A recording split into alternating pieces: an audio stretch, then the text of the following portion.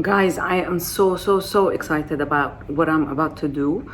I am going to meet with Victoria International School of Sharjah over a Zoom meeting, and we're going to be discussing plated heirlooms. I'm so proud that the teachers have decided to include plated heirlooms as part of the IB syllabus. It makes me proud because when I wrote this book, it's essentially a cookbook. But yes, I have chosen to talk about culture, talk about the relationship between culture and cuisine and history, and how we can trace back some roots through the cuisine. That's what the book generally discusses. And I'm so happy to see that it's being incorporated in IB program, incorporated for the Victoria International School in Sharjah. And most proud that it's being discussed also as a textbook from a literary sense, not just as a cookbook and not just as a cultural book, but also about the voice of the author, about the feminist voice of the author as well, and so many exciting things. So I'm going to take some clips of this Zoom meeting to share with you, and yeah, I hope you enjoy it. And our students have prepared a bunch of questions for you. Do you want to say something about yourself first, or would you like to get right into the interview? Whatever you guys prefer. You want me to say something? I'll say something. You want me to just go right in? Okay, please introduce yourself. Tell the kids who you are and what you're all about. All right. Good morning, you guys. I am Dima Sharif. I'm sure now you know me as the author of Plated Heirlooms, a cookbook about Palestinian cuisine that discusses the history, the cultural ties, and also the recipes that are passed down through the generations of Palestinian cuisine. I am also a food artisan based in Dubai. I have a company called Moune. For those of you who understand Arabic, maybe you know what the word moune means. For those who don't, moune is two things: the pantry room, and it's also the act of preparing food in advance to consume later during season.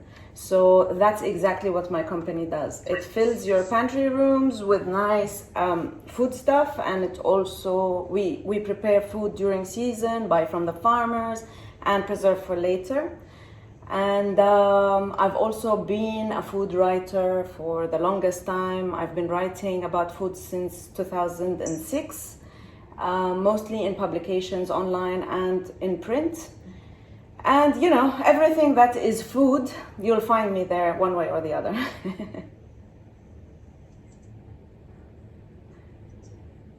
Thank you. So do you want to ask the first question? Thank you so much, Dima, for the introduction.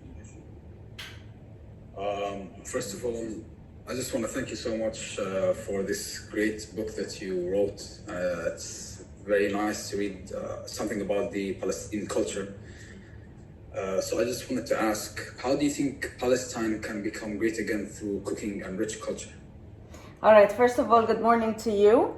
I am very happy to be talking to you guys, and very happy to be discussing especially plated heirlooms. Because coming to your question, I think that food is one way that can bring us people from all around the world closer, because just put food on the table and put people, it just allows conversation. And evidently, through Plated Heirloom, I'm given the opportunity to be talking to you guys now. How it will make Palestine great again? I think Palestine is great, still great, will always be great. And I think that through food, we can somehow say the story that's not being said about Palestine. Because, you know, sometimes in the noise of the news, and unfortunately the focus on only the negative news, we forget that there is people, a culture, a whole history, rich and ancient, of culture. And through Plated Heirlooms and everything that I do, I always try to bring this fact closer to people, not to forget that there are people there. There are brides and grooms, neighbors, mothers, fathers, grandparents, and there's stories that are beautiful and worth telling. Thank you so much. So my second question is, how were you able, like I noticed in the Plated Heirlooms that there was like a lot of beautiful images of Palestine, even like pictures of your grandparents, you and your family, like it's very nice. How were you able to like keep them from such a long time? Okay, so I think maybe this is the way family works. You know, we give each other things, and we have things, and we collect things, and we tend to hold on to things that mean something to us. And my family pictures, some of them were my grandma gave to my mom and my mom gave to me. Some of them I wasn't able to even take them because my mom wants to hold on to them, so I had to take copies of them.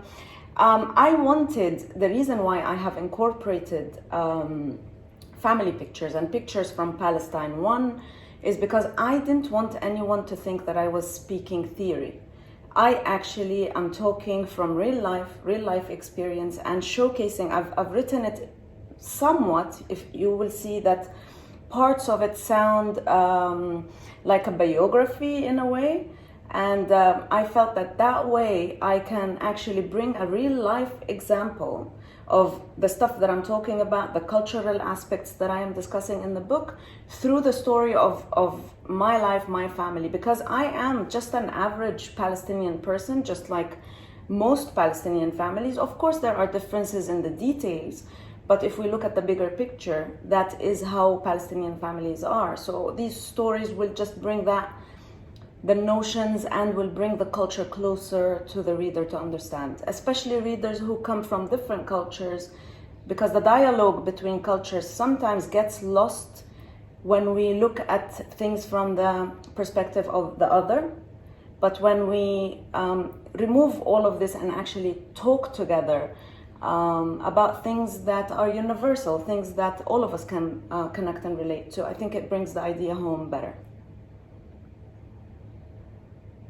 Thank you so much for the amazing answer.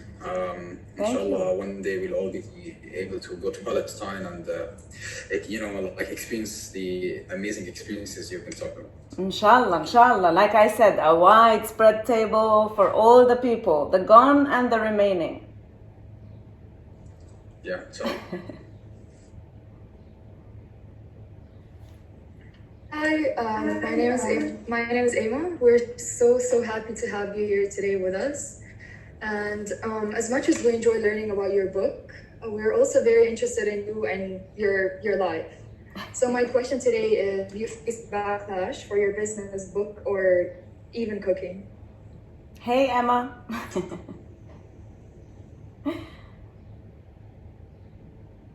Okay, so you want to know more about the business and the cooking? Yeah, and you as a person. All right, me as a person, I am a mother of two lovely children, if I can still call them children, because my son is almost your age and my daughter is just a couple of years younger. They go to school just like you guys and myself and them.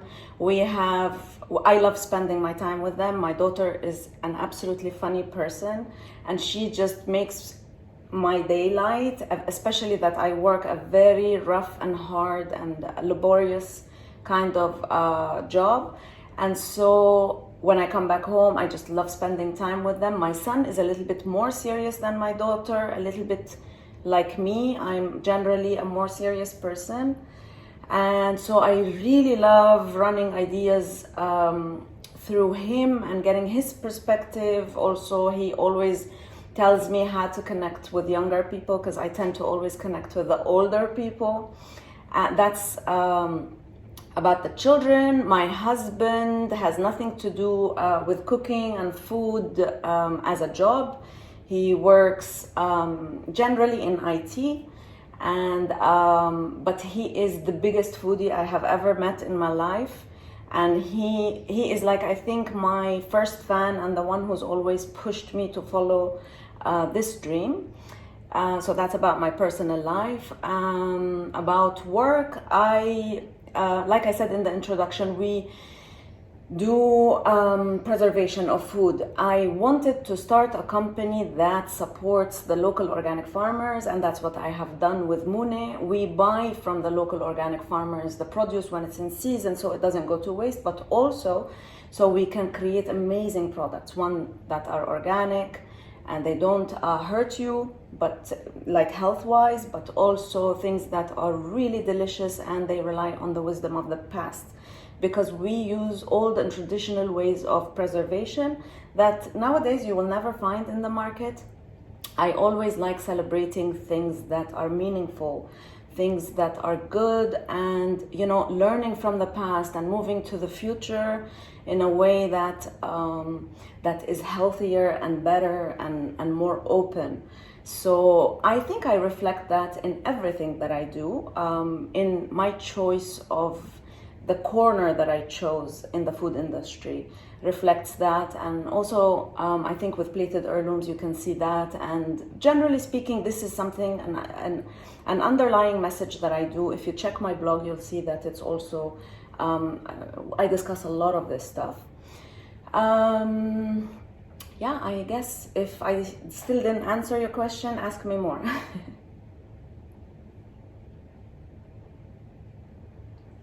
Yeah, so just to expand that furthermore, have your kids ever said they don't like your cooking, or like give you backlash for what you cooked for them? My children, when they were very, very young, as children they would be a little bit fussy here and there. We don't like this, we don't like that, just like all children do. However, I would say that my children right now are very, very experimental people with food, because I've always had an open mind approaching food, especially with kids, and I think that's something we should do. I've always served all kinds of food. I never really thought, apart from the part when they were infants, I never really thought that this is the kind of food that children don't like. I should serve them something more to their palate. I've always actually served everything, allowed them to choose from the table what they wanted, and there were days when I said, this is lunch, eat it or be hungry. Because you've got to teach children to be experimental and go outside of their comfort zones. I used to see some of their friends who are only eating, for example, fast food, and so they can't eat vegetables and they can't enjoy these experiences. So now we're in a good place, but we did go through the turbulences.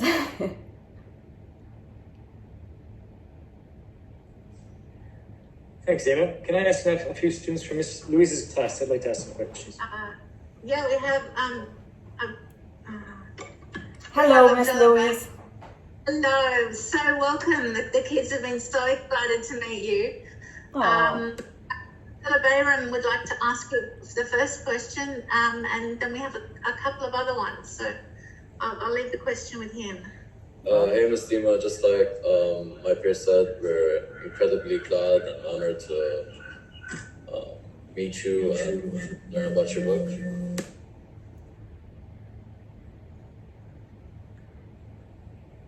And I just wanted to ask,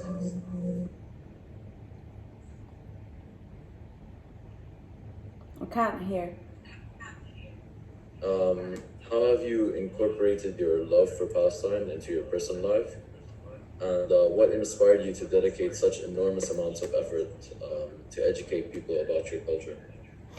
Wow, nice question, because I'm asked all the time, why Palestine? When I started my cooking journey, I, like most people, was fascinated by French cuisine, European cuisine, simply because they have created some sort of a structure to the way the cuisine is built. And also some of the techniques were a little bit complex, and I was always very interested in learning these complex techniques and how this works and how cakes happen. And so I started actually cooking French cuisine mostly. And then I am somebody who likes reading. I read, or as my husband says, I will eat the books. And so I've always read about a lot of things. Just so you know, I am an English literature graduate, so you can imagine the kind of reading that I do. And there was a time when I became very interested in exploring identity. And that exploration led to me understanding a lot of things that I wasn't focused on and I was never really thinking about. And another thing that really got me into the whole Palestinian cuisine is I am fascinated by everything history, be it history of food, history of people, eras, different, the different civilizations, if we can call it that, and the different transitions throughout history. And one, of course, of the aspects that I am most interested in was food history.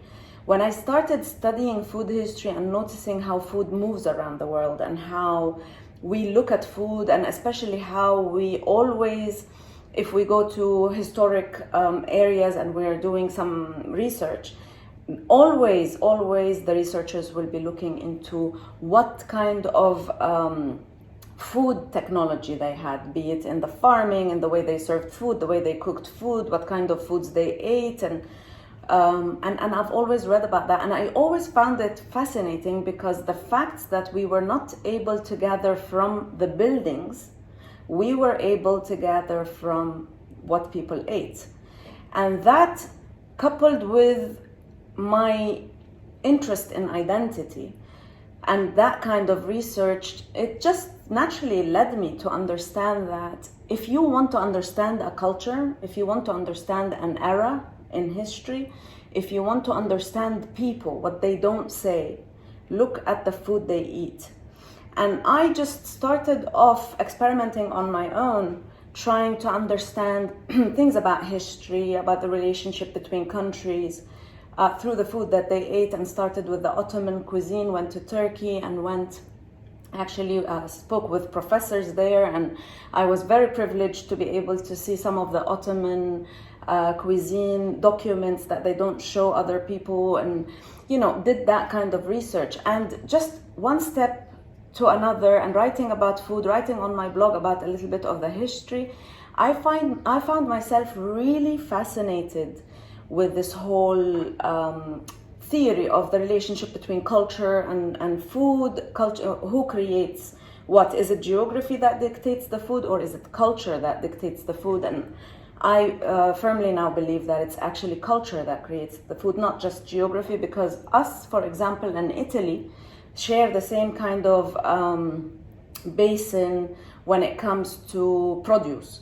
But the way we've dealt with the tomatoes, the way we've dealt with the herbs is completely different from the way they have seen the tomatoes and the herbs and how they mix them together. And that's really cultural.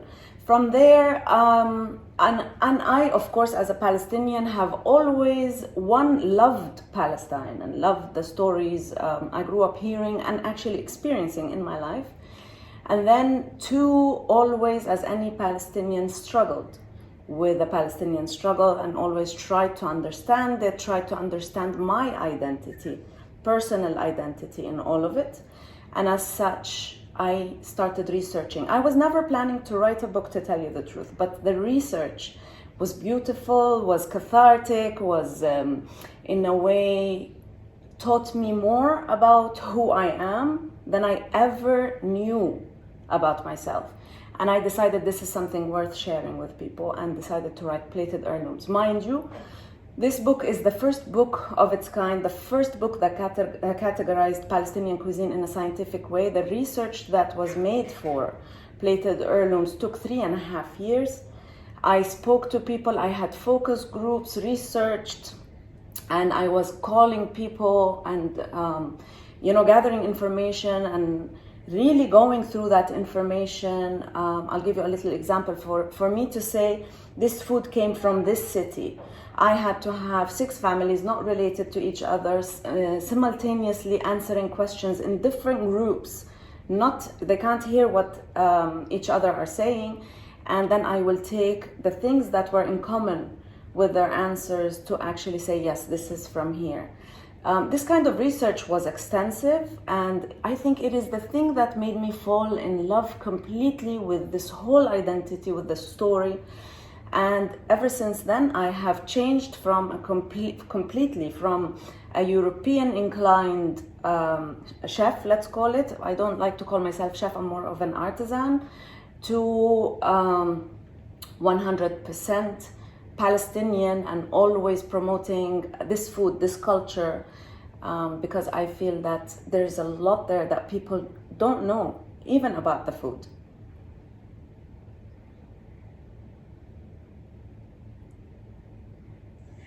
Thank you so much. Firstly, thank you for joining us today. That actually means a lot, and it's important for us to learn from you. I wanted to ask you a couple of questions. First being, who are your role models, and what extent have they influenced you, and why? Wow, role models. For someone like me who's interested in everything and gathers every piece of information, I have so many of them. But to stay relative to the topic, I have quoted a lot of people in the book, and I've also read for a lot of writers. From the people that I have been tremendously inspired, of course, Mahmoud Darwish. Mahmoud Darwish is genius in portraying the Palestinian character and persona. When I say character and persona, I mean like the common between all Palestinians. So I love his reading, and plus I feel that it depends how you read it, that's how you understand it, and which perspective you look at it. So I really was inspired by his writing, and that's why I quoted him throughout the book. Edward Said, one of the most critical thinkers of our time. In academic circles, he is very, very well known. I don't know why most people don't know much about Edward Said and his work. He is amazing. Orientalism, his book, I mean, that book is worth reading for anybody who ever wants to understand cultural dialogues between people. Hanan Ashrawi, because she is a woman like myself, and she is a woman with a very different voice, and she, despite the fact that she is a woman in politics, which I completely am not, but I love how she's able to always have a voice that is different and to voice her own opinions, so that's inspiring. That said, among celebrities, let's say, my biggest inspiration to date is my grandmother, and she is the main character in the book. My grandmother, because through her I learned that you don't really have to conform. And by conform, I mean, look, if you say I'm not a feminist, you're conforming to, let's say, a list of things that make you not feminist. And if you say I am a feminist, you're also conforming to the other list. But what if you're somewhere in between, and you agree with things and you don't agree with other things, and from her and my grandfather I learned not to label myself at all, and to actually just be me, whatever that set includes. And I encourage always everybody, this is the most crucial research you'll do in your lives, which is finding out who you really are and what's your voice, what's your concern, and not being scared to change your mind. Because look, me when I was 20 is very different from me at 30, is very different from me at 40, and I'm just gonna stop there, age-wise. So she's been a huge inspiration. She's also taught me that a simple role like housewife, which at some point in my life I was always looking down at that role, thinking, why do women waste their lives being at home and just raising kids and cooking and stuff. I, through her, have learned the importance of that role and of taking it serious, and the responsibility we take when we decide to actually work, because we still have to make up. That role is sacred. We still have to make up in raising our kids and stuff like that. So you see the balance between everything you aspire to be and then the grounding of what real life really is. That has come from her. My mother, of course, is a huge inspiration. I don't like to talk about this part specifically too much because this is the cliche role that everybody uses. But I do believe that for every person, mother is always an inspiration. My mom she's taught me how to love, how to care, how to be motherly to everything. I've mothered my book at some point because I had to mother myself and my feelings and what I was dealing with when I was writing it. And I mother my food now. I take care of the vegetables and tell the people who work with me how to treat a vegetable when you want to cook it with respect and with care. Otherwise, you will not get the good food. And then my father, who taught me hard work and taught me how to be, a little bit business savvy. And so I don't want it to sound like I'm saying a thank you note, thank you mom, thank you dad kind of situation. But seriously, these are the people that shape who we are. And then everything we read, we make our opinions. And sometimes you find a writer that you don't agree with, but you do agree with like a couple of lines of what they said. And you see that those lines shape you. I grew up in a time when everybody was talking about women working and you've got to be all fulfilled and all this and all that. And you've got to be successful. And you've got to be this and. And so from there, I have always had that drive that I want to be someone. I don't want to just be an ordinary person who comes and goes from this life and nobody remembers. These are my drivers, but I would say that's the era I grew up in.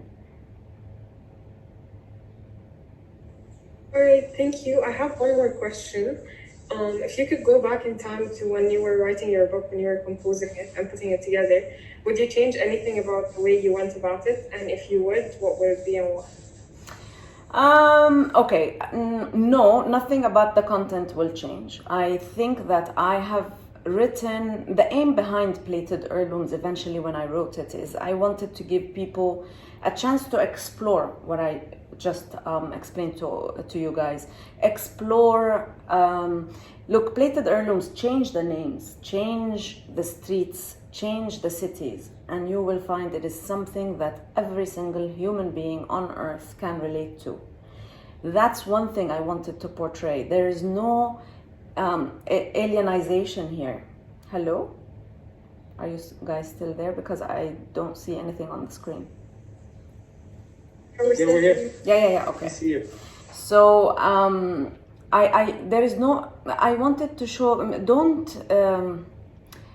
don't separate yourself.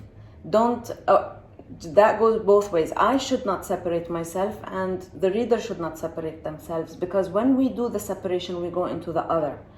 But once we remove the other, we see how similar we all are, and I think that's the most powerful message in this book. So from there, I wouldn't change anything. And I've also written the book to be very open-ended.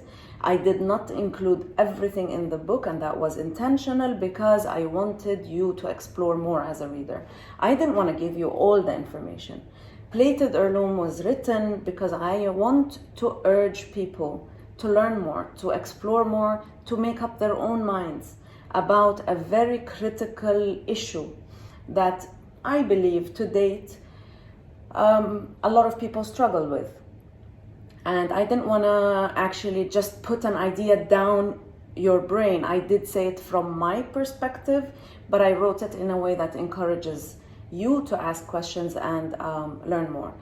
What I would have changed is the publishing process. That was a disaster because I have decided to self-publish. And the reason why I decided to self-publish is because publishers wanted to change a lot of things, and if they did, Plated Heirlooms will not be Plated Heirlooms. It will be just another recipe book, just like all the rest of the books. And I think that when I wrote Plated Heirlooms, yes, I do give you the technicality of the cuisine and the history of the recipes and some recipes, and I hold your hand to make sure that the recipe is fail-proof. So it is a cookbook in that sense.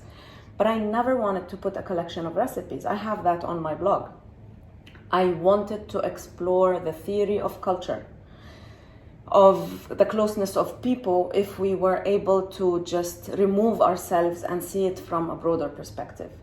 And so self-publishing was really challenging. One, because at that time, nobody was self-publishing.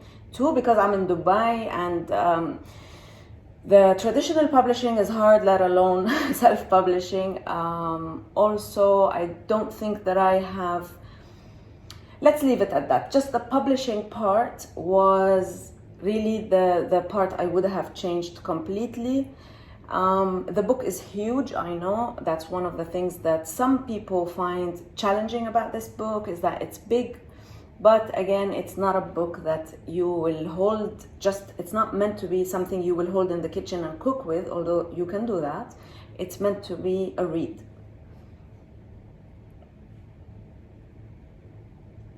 Thank you. I was just going to refer back to what you answered my question with. Would you mind giving us an example of how food contributes to identity? All right, so I'll give you a very, very small and simple example which I use in the book. When I was a little child, of course, I am surrounded by all of these women who prepare food and who are, while they're preparing food, they sit and they talk and they discuss life and stuff like that, yeah? So as a little child, I'm sitting with them, and also on our breakfast table, let's say, most of the time, if not all the time, there is olive oil, there is za'atar, and a lot of people can relate with what I am saying. This is how we live. We have za'atar and olive oil on the table all the time. We may add some labneh, some cheese, but the za'atar and olive oil are always there. And I do remember very clearly how every conversation I had with my mom, with my dad, with my aunts, was on the table somehow. And the food itself will bring about the topic being discussed. For example, za'atar. Oh, the za'atar is so good because now it's fresh. This is coming from this area in Palestine or that area in Palestine.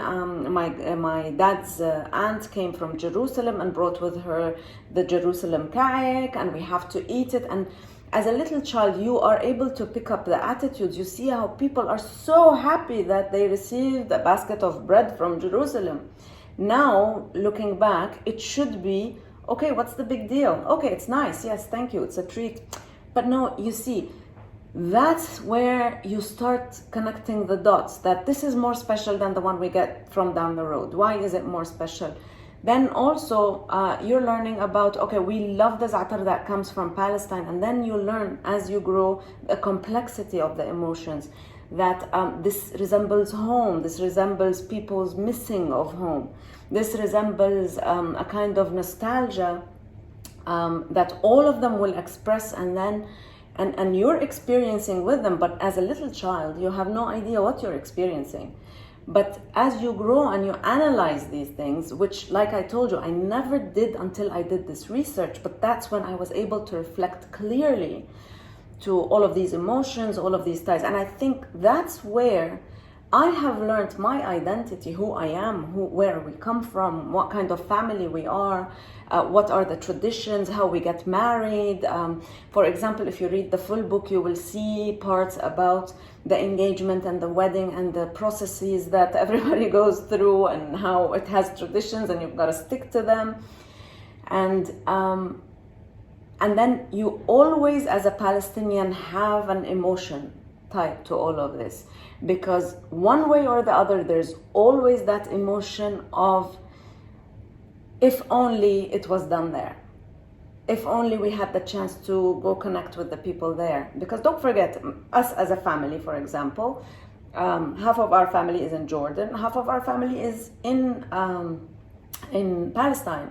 And they can always come and visit. We can never go and visit.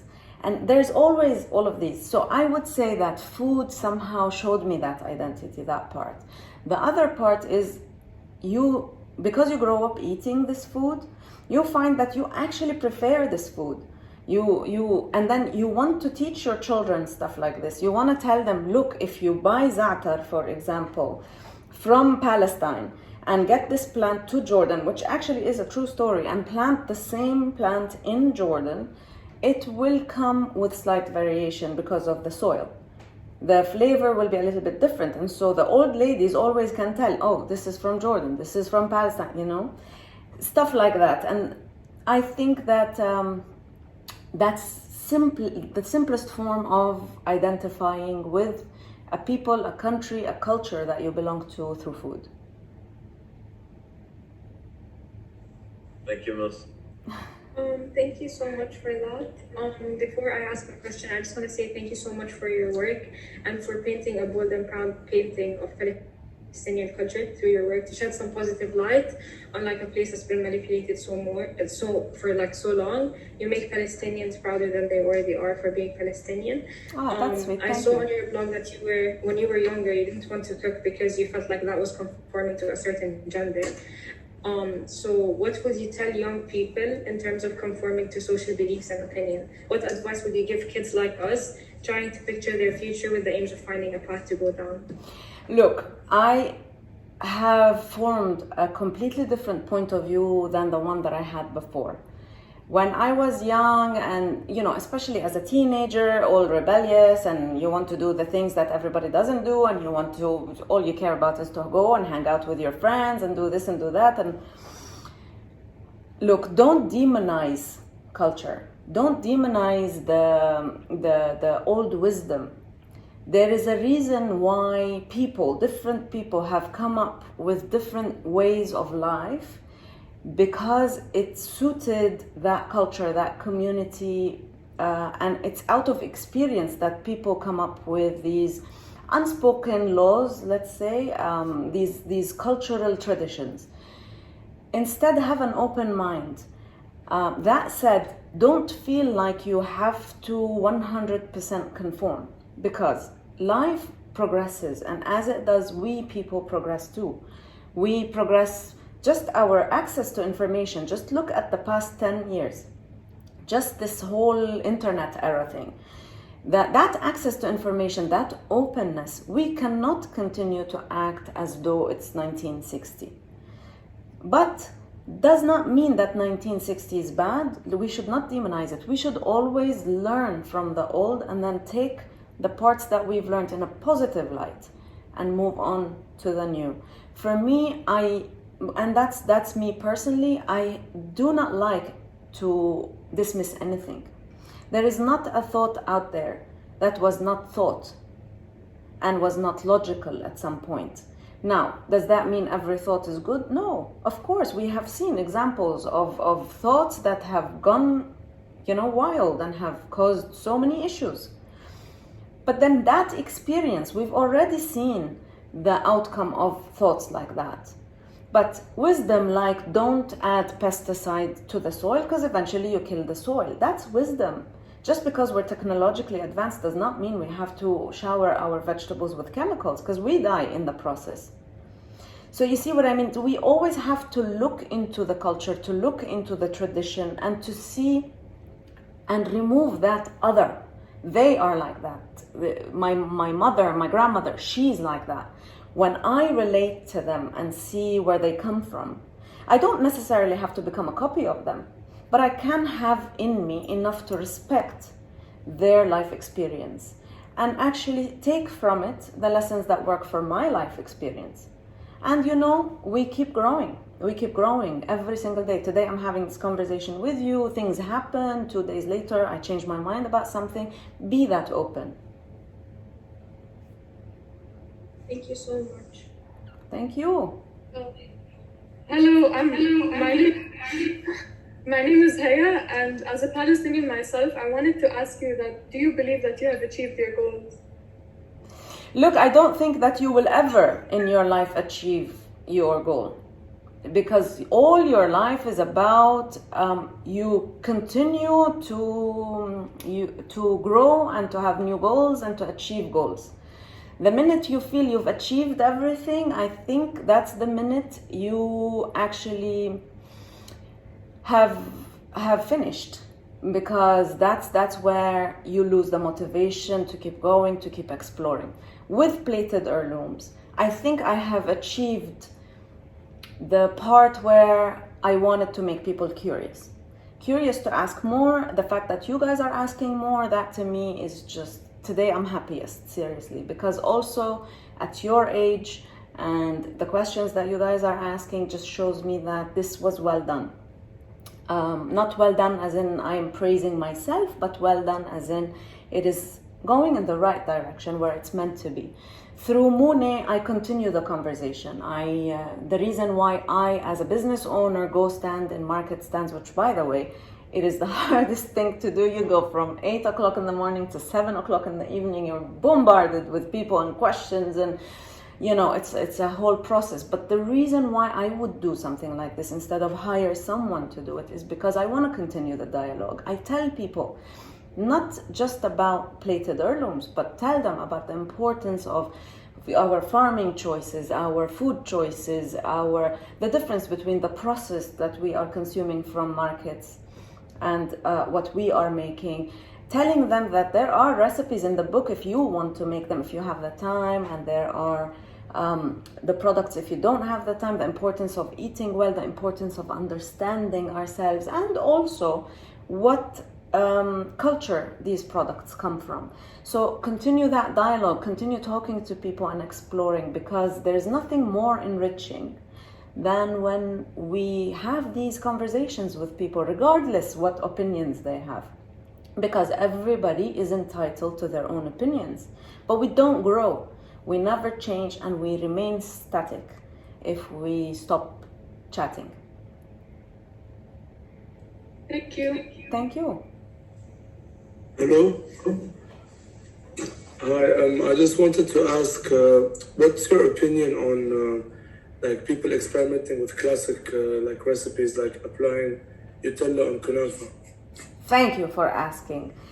My God, this is one thing that if I had a microphone, I would put myself in a car and keep going through the streets telling people, no problem at all to develop and to move forward, but do not call it by its name, because you ruin it when you do that. For example, Nutella knafe, okay, has to be inspired by knafe, but it's no longer knafe. Why is this important? Remember when we first started talking and I told you I got a lot of information through research that I have made through textbooks and through the books that talked about history and what people were eating. And today you find books writing stuff that are not accurate without any mention to the change. For example, salmon is not part of Palestinian cuisine simply because salmon as a fish does not grow in that area. Now, people in diaspora have used ingredients from their areas, right? So no problem. So say this, for example, is based on the original, let's say, grilled fish. Salmon is not a traditional ingredient in Palestinian cuisine, but we like to do it that way. That is no problem. But when you write it without this piece of information, there's no problem today, because today we all understand this. But what we always fail to look at is, what is this recipe going to tell people 5,000 years from now? You see, when I wrote Plated Heirlooms, I have added my own touches here and there, but you will find a footnote that says this is not traditional Palestinian cuisine, this is my own addition. If you want it traditional, you have to remove this part. But this is my quest of perfecting the culinary perfection that I'm adding, okay? Why is this important? Because, and the reason why I wrote Plated Heirlooms, what matters is the message we are saying 5,000 years from now, or maybe 10,000 years from now. We forget that we are part and history and part of the making of that generation. So we need to be accurate, especially when we're writing books. We have to be really accurate to the information and be honest, because this information means something in the future, despite the fact that we take it lightly today.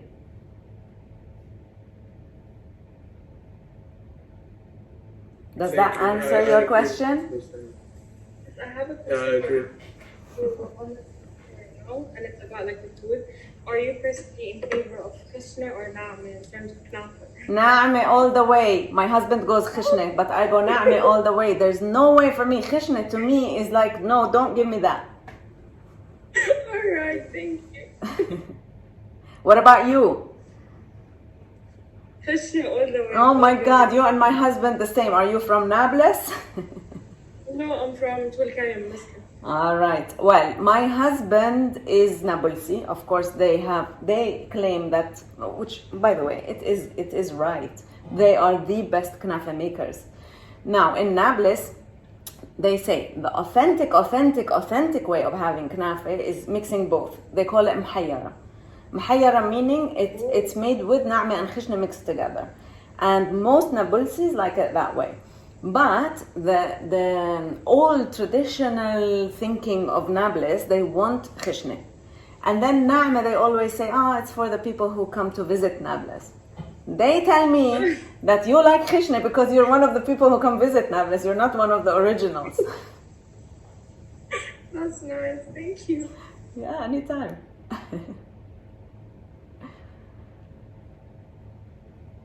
I love the picture behind you, by the way.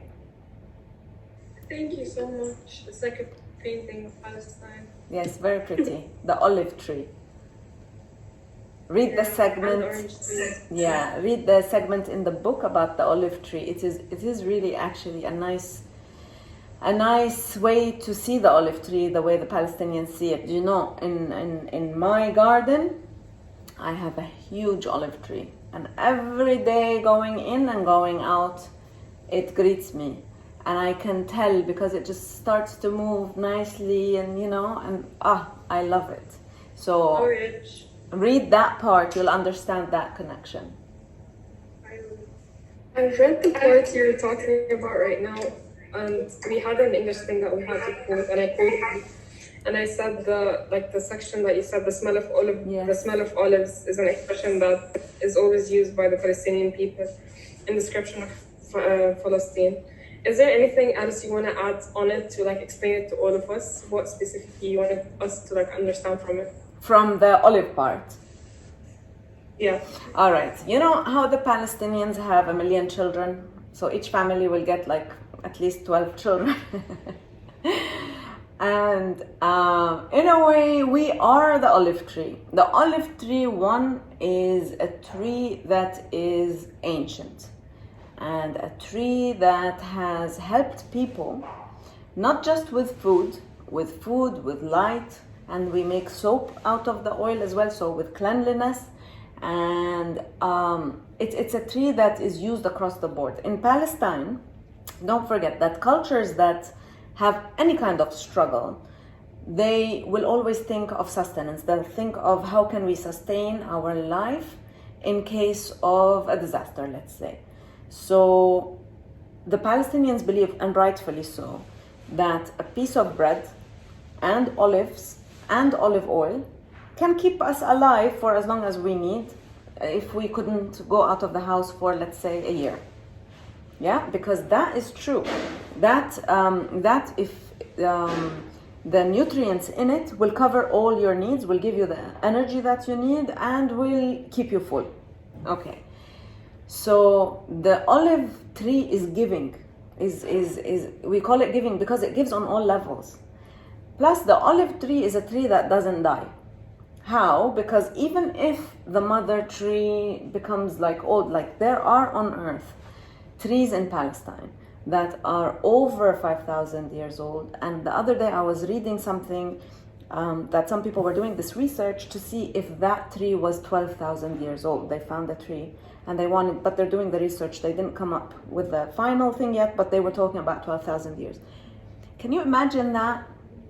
I mean, look, that tree, what it witnessed, what it has seen, if it could talk and tell us stories, probably it will be wiser than all of us. And the fact that it's able to continue for this long, right?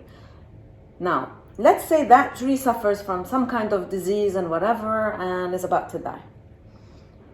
All you need is one little shoot from the root of an olive tree and you'll have another olive tree. So from the shoots always comes new olive trees. And the Palestinians always, when they get children, they plant an olive tree in the name of the child. That culturally, that is one, to sustain them, should they ever need to be sustained. Two, that is a symbol of going on forever. because that tree will go on forever from the tiniest shoot. And it also symbolizes, you know, how in families, from the grandparents come the parents, the children, and then the grandchildren, and then the parents and the grandparents, and that cycle. The olive tree is very steadfast, we say. It is resilient to everything. Heat, lack of water, you put it in the desert, it will survive. You put it on the mountain, it will survive. In the valley, it will survive. So it survives everything. In a way, the Palestinians have gone through all of this, and in a way, they have stayed resilient. They have given in every community they have gone to. They have given on multiple levels, and continue to go on. Children, grandparents, and everything. And I would again say, change the names, and you will find that this is universal. I have a question to ask. What was the most important lesson or conclusion you came to in the process of writing the book? Most important conclusion is gratitude. And that's why I always focus on filled with gratitude. And I decided to end the book on that. I think that one of the wisest things that we can do in our lives is always be grateful for the experiences we're given. And instead of looking at the whys and the unfairs and all of this, let's look at the gratitude that you're able to be here and fully alive and fully human, able to experience every emotion, able to experience every lesson, able to experience all of it, to actually prove yet again as humans that we are humans for a reason, that we are humans because we're able to understand and grasp and understand each other and stand for what's right and say no to the things that are wrong, regardless who, be it us, be it the other. If we remove the other always, we will find that we're all one and the same, and right is right and wrong is wrong, and we stand for it. I think that to me is the most important lesson I've learned. All right, thank you so much.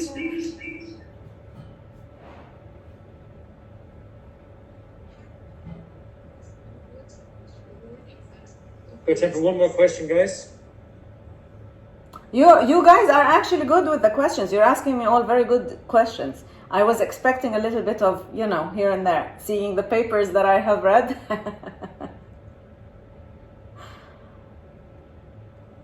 Oh, I have one question for you, Dima. Tell me. You know, as an English teacher, we try to get our students to do drafts and then edit and then improve in that continuing process. You've got almost 500 pages here. How many times did you edit and draft and improve? My God, I can't tell you. One, I had, and that's why I told you the publishing process is the process I would have changed, because unfortunately I was assigned an editor who, first of all, completely ruined the book, and we have to redo it. We had to redo the whole thing because obviously I don't know what he was thinking. His job was to edit. It wasn't to kind of decide what to take out and in. And even when he did take out some pieces, he did not notice how it did not connect anymore. So even in terms of grammatical writing, it didn't connect anymore. It was a disaster. So I went there and I said, no means no, you're gonna have to return it to what it was. Now, they have returned it. This put me back 3 months from printing.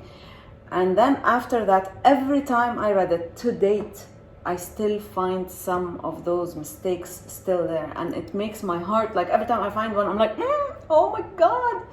So editing is a very important part in writing any book. You have to really get yourself a really good editor, and you have to check, like you have to stay on top of it and keep checking and checking and checking.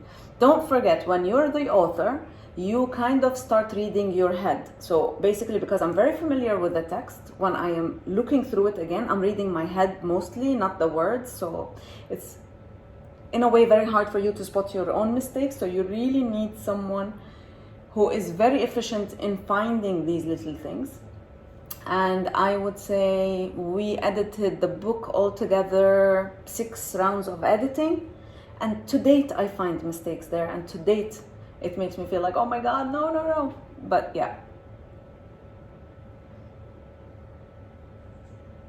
Thank you. So remember that 6 times, guys, 6 times. Yeah, so in your exams, guys, you have to read and double read. I always tell my son, please don't leave your exams early thinking it's good. No, sit and just keep checking. Because, yeah, I know what you're talking about. So, yes, editing is very important.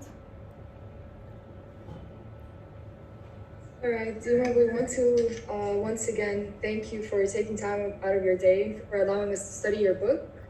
It has been a great pleasure to learn more about you, your family, and your culture. From VISS, we really wish you the very best and good luck in whatever you decide to do next. Thank you, Emma. Thank you, guys. And thank you, Mr. Matthew. I want to share with you just one final piece of information. If you guys are into creative writing, write. And keep writing. You never know when the best piece of writing will happen. Just keep writing. I had no idea this book was going to win Best Cookbook in the World 2017, 6 international awards, 4 national awards, and it just kept on winning awards. And every time an award came, I was like, really, seriously? I mean, I never thought I wrote such a good book. But that's what I'm saying. You will never think your own writing is good enough, but it will be, and it is. If there is a really nice thought behind what you're writing, keep writing. And you know, even your thoughts, they develop as you do. Write, and find something really creative and make sure your voice shines through, different from every author. Do not try to be someone other than yourself. If you are yourself, your thought is good, and you keep writing, eventually you will have the winning book too.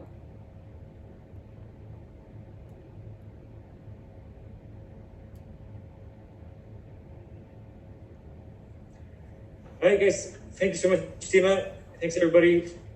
Class is dismissed. Thank you so much for this. I love talking to you guys. You guys are awesome. Thank you. Have a nice day, Miss Dima. You too. Enjoy. Follow on Instagram. Stay in touch. Any questions you have, I'm always here. Come to Ripe Market. We can talk some more. Okay. Thanks, Dima. Enjoy. Bye, guys. Bye.